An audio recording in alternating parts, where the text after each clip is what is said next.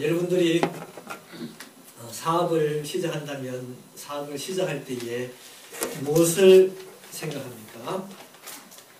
내가 어떻게 해야지 이 사업이 잘 될까를 생각하죠. 어떻게 해야 가게도 더 크게 만들 수 있고 돈도 더 많이 벌 수 있고 또 높은 지위도 얻을 수 있을까를 생각을 하고 사업을 시작합니다. 아무도 사업을 시작하면서 내가 어떻게 하면 이 가게가 망할까를 생각하면서 사업을 하는 사람은 없을 것입니다. 그런데 우리 예수님은 그랬습니다. 우리 예수님은 그의 인생을 시작하면서 내가 어떻게 하면 내 인생이 망하게 될까를 생각하는 사람이었습니다.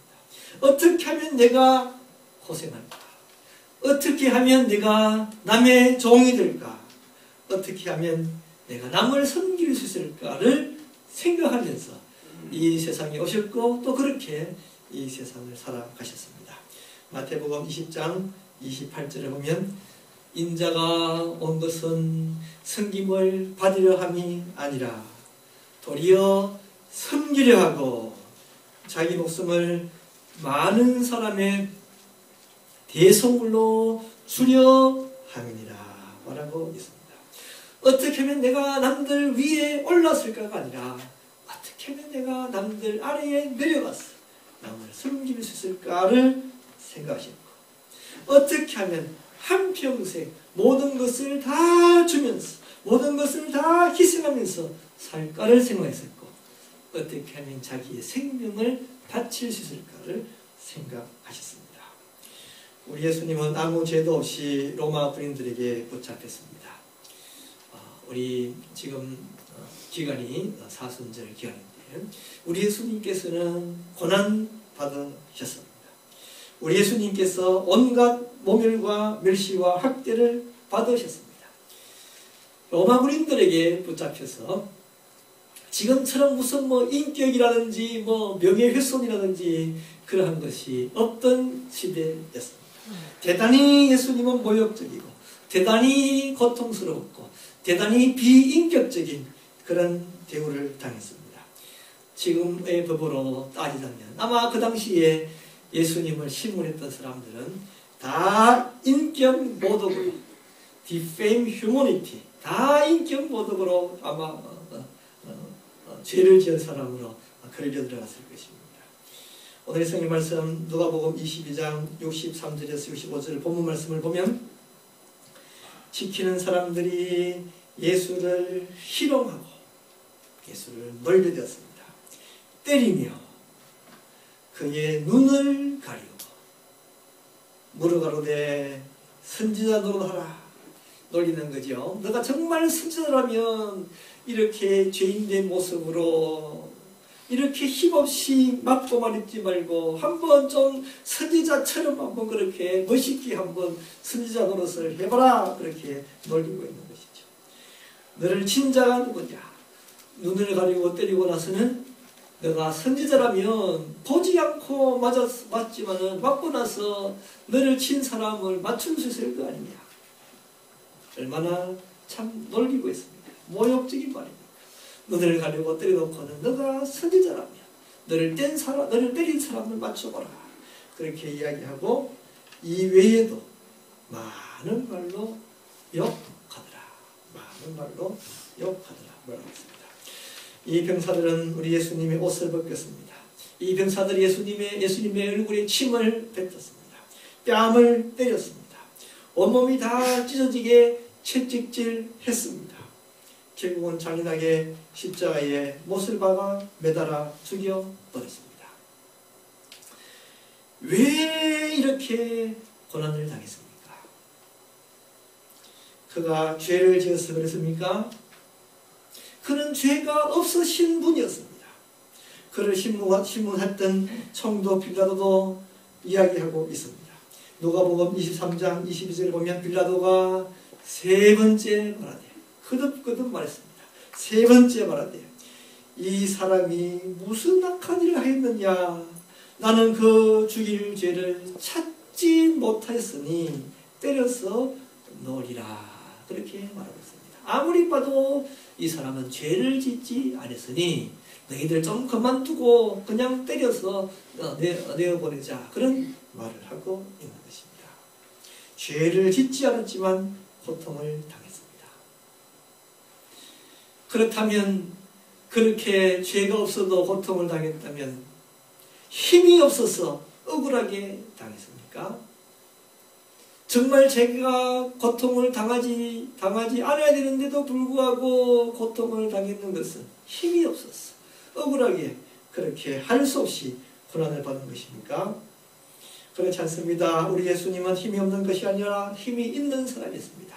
능력이 있는 사람이었습니다. 권세가 있는 사람이었습니다. 마태복음 26장 53절에 보면 너는 내가 내 아버지께 구하여 지금 12영 더 되는 천사를 보내시게 할 줄을 알지 못하느냐 말하고 있습니다. 여기서 12영이라고 하는 것은 군대로 말하면 사단, 그런 말이에요. 큰 부대의 그런 명칭입니다. 12사단이나 더 많은 하늘의 군사를 보내어서 이들을 다 멸망시킬 수 있는 권세와 능력이 예수님에게 있었습니다. 그는 하나님이었습니다. 온 우주 만물을 다 다스리고 통치하시는 하나님이었습니다. 하늘의 군대를 보내어 모든 악한 무리를 다 멸하실 수 있는 하나님이었습니다. 사도행전 16장을 보면 사도 바울이 빌립보 감옥에 갇혀 있을 때에 실제로 어떤 일이 일어났습니까? 하나님께서 능력을 역사하시니 땅이 진동하며 모든 사람들을 묶었던 쇠사슬이 다 풀어져 버리던 능력 역사를 실제로 행하셨습니다. 그렇습니다. 감옥에 붙잡힌 사도 바울을 풀어주신 하나님의 능력으로 그는 스스로 감옥에서 풀려날 수도 있었고 자기를 잡으려는 로마 군인들을 물리칠 수도 있었습니다. 그러함에도 불구하고 그는 고난을 받으셨습니다. 왜 그랬습니까? 예수님의 원래의 의도가 처음부터 그는 고난받는 것이 그의 의도였기 때문입니다. 원래부터 이 세상에 오신 목적 자체가 고난받기 위해서 왔습니다. 우리는 잘 살아보려고 이 세상을 살고 있지만 예수님은 못 살려고 세상을 살았습니다. 우리는 가지려고 이 세상을 살고 있지만 예수님은 주려고, 예수님은 빼앗기려고 이 세상을 살았습니다. 우리는 높아지기 위해서 세상을 살고 있지만 예수님은 낮아지려고 이 세상을 사셨습니다. 우리는 편안하게 살려고 이 세상을 살아가고 있지만 우리 예수님은 고난받으려고 이 세상을 살아갔습니다. 왜 고난을 받으셨습니까? 우리 예수님께서 우리를 사랑하셨기 때문입니다. 그것도 그냥 사랑한 것이 아니라 너무 사랑했습니다. 모든 고난을 다 받을 만큼, 모든 멸시와 천대와 모욕을 다 받을 만큼 우리를 사랑했습니다. 사랑하면 왜 그냥 사랑하지 그렇게 고통을 받으시면서 사랑했습니까? 내가 받을 고통을 예수님이 대신 받으셨던 것입니다. 사랑하는 우리들이 고통받지 않도록 만들기 위해서 자신이 고난받음으로 우리들을 고통에서부터 해방시키기 위하여 고난받으셨습니다. 사랑하는 우리들이 이 세상을 살면서 욕을 얻어먹지 않고 영원히 저주를 받지 않기 위해서 우리 예수님이 먼저 우리를 위하여 저주를 받으셨습니다. 우리가 아시는 대로 우리 인간들은 다 죄를 지었습니다. 죄를 지은 그 결과는 무엇입니까? 당연히 지은 죄는 벌을 받아야 하는 것입니다. 죄 없는 인간들이 아무도 없고 그래서 모든 사람들이 다 죄로 인한 벌을 받아야 하는데 우리 예수님이 우리들이 벌 받지 않게 만들려고 그렇게 예수님이 먼저 대신 벌을 받으신 것입니다. 얼마나 우리 인간들을 사랑하셨으면 우리 인간들을 대신하여 벌받기 위해서 그가 벌을 받았습니다. 이런 이야기가 있습니다. 옛날 어떤 죄인이 죄를 지었습니다. 그래서 사형을 당하게 되었는데 그 딸이 아버지를 만나게 되었습니다. 그 아버지 하는 말이, 그래 내 딸아, 내가 미안하다. 참 못난 네 아버지를 참 두어서 미안하다. 내가 이제 내일 아침에 종이 치게 되면 내가 이제 그 종소리와 함께 사형을 받게 되었다. 내가 이제 죽게 되었으니 너는 이제 나를 믿으라. 그랬습니다. 그 딸은 그 아버지가 죽는다는 말이 얼마나 슬펐는지 모르죠. 그래서 그 종을 치는 할아버지를 찾아갔습니다. 할아버지, 내일 아침은 종을 치지 마세요. 종을 치지 마세요. 내일 종을 치면 우리 아버지가 죽어요. 그랬습니다. 그 할아버지는 그렇지만 이야기합니다. 그래 참 딱하지만 어떡하니? 나는 종을 쳐야만 한단다. 종을 치지 않으면 내가 안 돼. 그 다음 날이 되었습니다. 할아버지가 종을 치는데 종을 쳐도 종소리가 울리지를 않습니다. 종을 쳐도 종소리가 안 납니다. 할아버지가 무슨 일인가 싶어서 종탑 위에 올라가 보니 그 딸이 그 무거운 종을 종치는 그 종방울을 안고 있는 것이죠. 치지만 자기 몸이 그 종이 닿이고 그 종방울은 닿이지 않고 종소리가 나지 않았던 것입니다.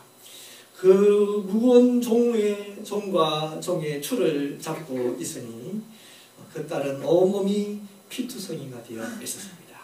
그 할아버지가 그 딸을 내려놓았지만 너무 상처가 커서 그만 그 딸이 죽어버리고 말았습니다. 이 소식을 들은 재판관은 그 지극한 효성에 감동해서 아버지를 살려줬다고 합니다.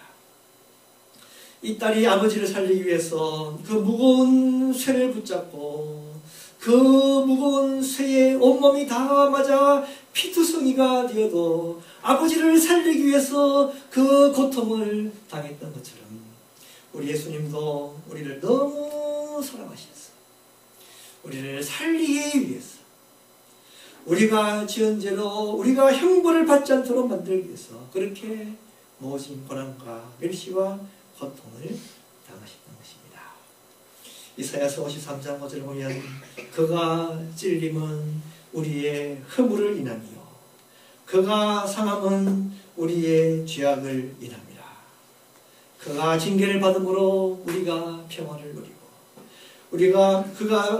그가 채찍에 맞음으로 우리가 나음을 입었도다 말씀하고 있습니다. 나를 위하여 고난당하신 예수 그리스도를 꼭 기억하시는 분들이 되시기를 축원합니다. 여러분, 원래 이렇게 사랑에는 희생이 따르게 되어 있습니다. 요즘처럼 그렇게 사랑을 많이 이야기하는 시대가 없습니다. 드라마든 영화든 다 사랑들을 이야기를 합니다. 그러나 여러분, 그 사랑은 제대로 된 사랑이 아닙니다. 왜 그렇습니까? 이 세상에서 이야기하고 있는 사람들은 어떻게 하면 내가 덕을 볼까를 생각하는 사람입니다. 사람이 만나게 되면 내가 저 사람을 통하여서 얼마나 내가 덕을 볼 수 있을까를 생각하고 내가 덕 볼 만한 사람이니까 만나고 사랑합니다. 그러나 진정한 사랑은 그런 것이 아닌 것이죠. 이 시대는 사람들이 희생하려고 하지 않고 손해보려고 하지 않지만 진정한 사랑은 희생을 요구하게 됩니다. 진정한 사랑은 계산을 합니다. 계산을 하는데 내가 저 사람에게서부터 얼마나 많은 것을 받을 수 있을까를 계산하는 것이 아니라 내가 저 사람에게 얼마나 많은 것을 줄 수 있을까를 생각하는 거예요. 아, 저 사람은 내가 사랑할 만하구나. 왜? 내가 저 사람에게 대하여서 정말 내가 가지고 있는 것을 모든 것을 다 줘서 저 사람에게 줄 수 있을 만하구나를 생각하는 것이 진정한 사랑이 되는 것입니다. 신성한 사람은 희생하는 사람입니다. 오늘 이 시대에 많은 문제들이 생깁니다. 왜 문제들이 생깁니까? 바로 진정한 사랑이 아니라 저 사람에게서부터 내가 무엇을 유익을 얻을까를 생각하는 사랑이기 때문에 이 시대는 많은 문제가 생기는 것입니다. 아내를 위해서 남편이 손해보려고 하지 않고 남편을 위해서 아내가 손해보려고 하지 않고 자식들도 부모를 보고 손해보려고 하지 않습니다. 우리 교회도 마찬가지입니다.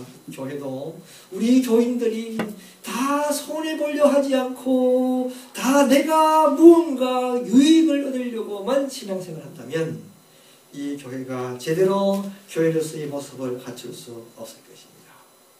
우리 예수님은 우리를 위하여 손해보시려고 의도적으로 이 세상에 오셨고 손해보시면서 살아갔습니다. 우리를 위하여 고통을 겪었고 우리를 위하여 모욕을 당하였고 우리를 위하여서 희롱을 당하였고 놀림을 받았고 결국은 십자가에 못 박혀 처참하게 죽으셨습니다.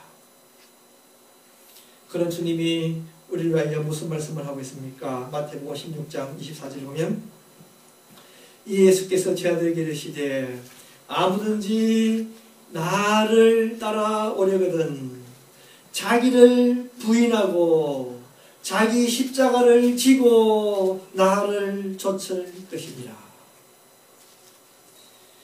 너희들이 참으로 나를 따라오려는 사람이 되려면 너희들도 나처럼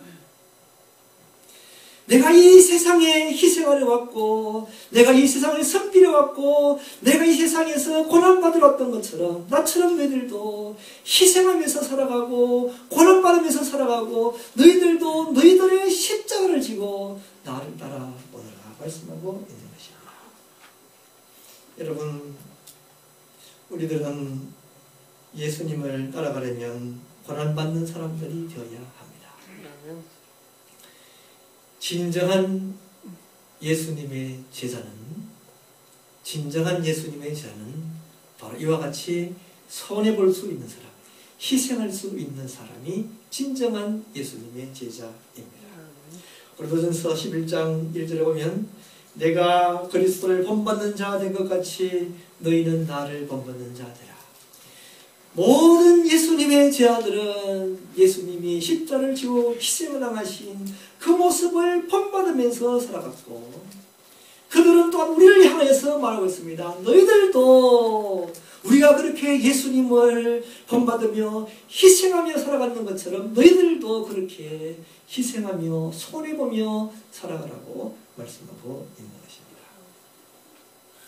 우리들이 어디에 가든지 희생하시는 분들이 되시기를 바랍니다. 어디에 가든지 기쁘게 줄 수 있는 분들이 되시기를 바랍니다. 어디에 가든지 손해볼 수 있는 분들이 되시기를 바랍니다. 예수님의 사랑을 본받는 사람이 제자이고 예수님의 사랑은 바로 희생이 그 특징한 사실을 우리가 알아야 하는 것입니다. 사순절을 맞이하여 희생을 배우는 분들이 되시기를 바랍니다. 먼저는 우리 가까이 있는 분들을 생각해 보십시다. 여러분들 가까이 있는 분들, 여러분들 가정, 또 여러분들이 살아가는 삶 속에서 그런 분들에게 무엇으로 여러분들이 희생할 수 있습니까? 한번 생각해 보시기를 바랍니다. 구체적으로 내가 어떻게 나의 가까이 있는 사람들을 내가 손해보면서 그들에게 내가 손해보면서 살 수 있을까를 생각해 보시기를 바랍니다. 그것이 진정한 사순절의 의미입니다. 우리 교회에서도 마찬가지입니다. 우리 교회에서 지금 옆에 있는 분들, 앞에 있는 분들, 뒤에 있는 분들 내가 어떻게 하면 내가 저들에게 손해보면서 살 수 있을까? 내가 저들에게 희생하면서 살 수 있을까를 생각해 보시기를 바랍니다. 이 모습이 바로 참된 제자의 모습입니다.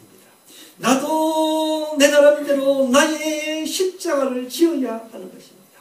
여러분, 우리 살아가다 보면 참 세상은 다 문제들이 많지 않습니까? 어느 누구든 편안한 사람이 없고 다 무슨 문제들이 있는데, 여러분, 그 문제를 내가 지워가야 하는 나의 십자가로 여기시기를 바랍니다. 왜 나는 나에게 이런 일이 있나라고 불평하는 것이 아니라 하나님이 나에게 주신 나의 십자가를 여기고 기쁜 마음으로 그 고통들을 감당하시는 분들이 되시기를 바랍니다. 우리 예수님과 함께 고난받는 분들은 예수님과 함께 영광을 누리시게 될 것입니다. 각자 희생할 수 있는 방법을 찾아 희생을 실천하시는 분들이 다 되시기를 축원합니다.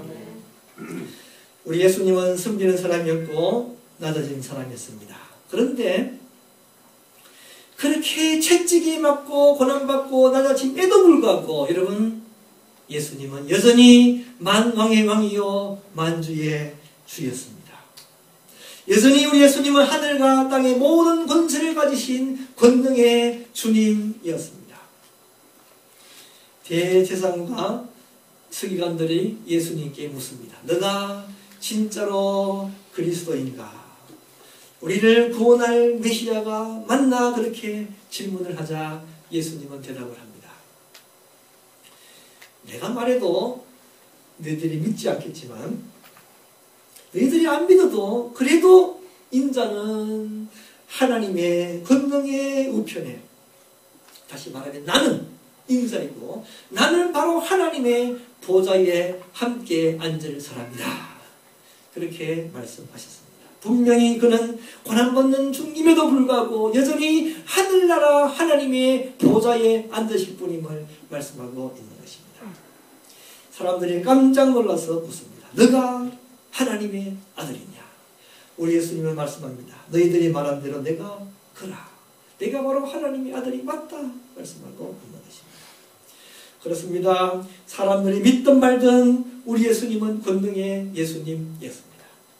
사람들이 조롱을 당해도, 사람들이 조롱을 해도 우리 예수님은 하늘과 함께, 하나님과 함께 권능의 보좌에 함께 앉으실 만왕의 왕이었습니다. 사람들에게 매를 맞고 고통을 당하여도, 온 가족을 다 얻어먹어도 그래도 우리 예수님은 온갖 우주 위에 높으신 만주의 주, 우리 주 예수 그리스도였습니다. 여러분, 종이 지폐가 100달러짜리가 있다고 합시다. 그 100달러짜리를 반으로 접으면 몇 달러입니까? 4분의 1로 접으면 몇 달러입니까? 구겼더니 몇 달러입니까? 어떤 사람이 1달러 새 돈을 가져와서 아이 그거 구겨진 100달러를 갖고 있냐고 새 돈하고 바꾸자고 하면 바꾸시겠습니까? 100달러는 아무리 구겨지고 부서도 100달러예요. 1달러는 아무리 새 돈이라도 1달러입니다. 우리 예수님을 신문하는 대제사장은 멋진 옷을 입고 있었습니다. 보석으로 금으로 치장을 한 옷을 입고 있었고, 그리고 멋진 관을 쓰면서 긴 지팡이를 들고 있었습니다. 그리고 높은 자리에서 예수님을 신문하고 있었습니다. 그래도 그는 아무리 그렇게 아름다운 옷을 입어도 여전히 쓰레기 같은 인간이었고 여전히 쓸모없는 인간이었습니다. 겉은 대제사장이었지만 돈을 위해서 명예를 팔고 남을 괴롭히고 하나님을 거역하고 하나님을 배반했던 사람들이었습니다. 예수님은 그들을 향하여 회칠한 무덤이라 그랬습니다. 속은 썩어서 냄새나는 무덤인데 겉만 깨끗하게 회칠을 한 것이었고, 그것 아무리 회칠을 해도 그것은 여전히 무덤이었습니다. 여러분, 직장에서 사장이 베큐음을 들고 사장이 막 청소를 해도 여전히 그 사람은 사장인 거예요. 밤에 시큐리티 보초를 지키는 사람이 밤에 회사를 지키다가 아무도 없으니까 사장 자리에 자기가 딱 가서 앉고 발을 책상 위에 올려놓고 해도 그 사람이 사장이 되지 않는 거예요. 우리들은 겉만 우리들이 화려하게 꾸미면 훌륭한 사람이 되는 것으로 착각할 때가 있습니다. 겉을 아무리 치장을 해도 우리 속 사람이 제대로 되는 사람이 되어야지. 아무리 치장을 해도 원래가 시원찮는 사람은 시원찮는 사람입니다. 아무리 깨끗해도 1달러짜리는 1달러짜리요. 끝이 아무리 초라해도 100달러짜리는 100달러짜리가 되는 것입니다. 여러분의 가치는 어떻습니까? 여러분들 얼마나 존귀한 분들입니까? 하나님은 우리의 가치를 외모로 판단하지 않습니다. 우리가 어떻게 겉을 치장하느냐 그것으로 우리를 판단하시지 아니하시고 그것이 우리의 가치를 높이지 않습니다. 하나님 앞에서 존귀한 사람은 어떤 사람입니까? 하나님의 자녀가 되어서 하나님의 일을 열심히 하는 그 사람이 하나님 보실 때는 가장 존귀한 사람이 되는 것입니다. 바로 너는 내 아들이요 너는 내 딸이요 너는 내가 사랑하는 사람이다 말씀하고 있는 것입니다. 하나님 보실 때에 존귀하신 분들이 다 되시기를 바랍니다. 로마서 2장 6절부터 보면 하나님께서 각 사람에게 그 행한 대로 보응하시되 참고 선을 행하여 영광과 존귀와 썩지 아니함을 구하는 자에게는 영생으로 하시고 오직 당을 지어 진리를 좇지 아니하고 불의를 좇는 자에게는 노와 분으로 하시리라. 악을 행하는 각 사람에게 환난과 권고가 있으니 첫째는 유대인에게요 또한 헬라인에게며 선을 행하는 각 사람에게 영광과 존귀와 평강이 있으리니 첫째는 유대인에게요 또한 헬라인에게라. 이는 하나님께서 외모로 사람을 취하지 아니함이니라. 우리들이 겉을 아름답게 치장하기 위하여 애쓰기보다는 아름다운 마음을 갖기 위해서 애쓰시는 분들이 되시기를 바랍니다. 아름다운 마음으로 아름다운 행동을 하시는 분들이 되시기를 바랍니다. 아름다운 마음으로 아름다운 일을 하시는 분들이 되시고 아름다운 사역을 하며 하나님이 기뻐하시는 일들을 하시는 분들이 되시기를 바랍니다. 그런 사람이 존귀한 사람이 되는 것입니다. 우리 결혼 안 하신 분들이 결혼을 할 때에 어떤 사람과 결혼합니까? 언젠가 제가 인터넷에서 무슨 굉장히 요즘 유명한 분들인데 지금 제목을 잊어버렸네요. 무슨 음악교 대학교 교수하는 분 세상을 세바시 그런가요? 맞나요? 하여튼 그런 분이 있더라고요. 있는데 그분들이 이제 대화 가르치고 하는 그런 말을 하면서 참 재미있게 들은 그 가운데 하나가 있는데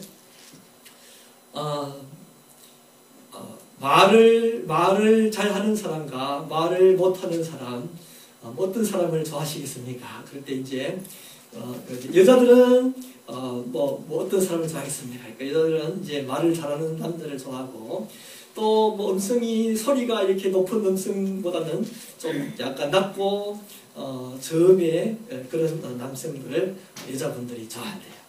그러면서 그분이 이제 하는 말이 남자는 여자가 음성이 높은 음성을 좋아하겠습니까? 약간 낮고 저음의 음성을 좋아하겠습니까? 그렇게 물을 때에 사람들이 높은 음성 이렇게 또 낮은 음성을 이렇게 하니까 사람이 하는 말이 남자는 여자가 예쁜 것을 좋아합니다.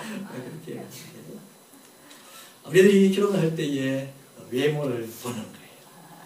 그러나 야고보서 2장 1절에서 말하고 있습니다. 내 형제들아 영광의 주 곧 우리 주 예수 그리스도를 믿는 믿음을 너희가 받았으니 사람을 외모로 취하지 말라. 만일 너희가 외모로 사람을 취하면 죄를 짓는 것이니 율법이 너희를 범죄자로 정하리라. 잠언 31장 30절에 보면 고운 것도 거짓되고 아름다운 것도 헛되다. 오직 여호와를 경외하는 여자는 칭찬을 받을 것이다. 그 손의 열매가 그에게로 돌아갈 것이요 그 행한 일을 인하여 성문에서 칭찬을 받으리라. 얼마 전에 신문을 보니까 우리 한국이 성형수술, 플라스틱 설저리가 세계 1위래요.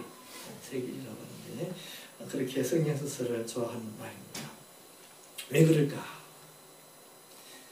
사실은 자기 자신에게 대하여 자신이 없으니까 그래요. 자기가 당당하지 못하니까, 자신이 없으니까 외모라도 고쳐서 좀 자신을 가꾸려고 하는 것입니다. 여러분, 그러나 원래가 시원찮은 사람은 성형수술을 해도 원래가 존귀한 사람은 성형수술을 안 해도 존귀한 사람 아닙니다.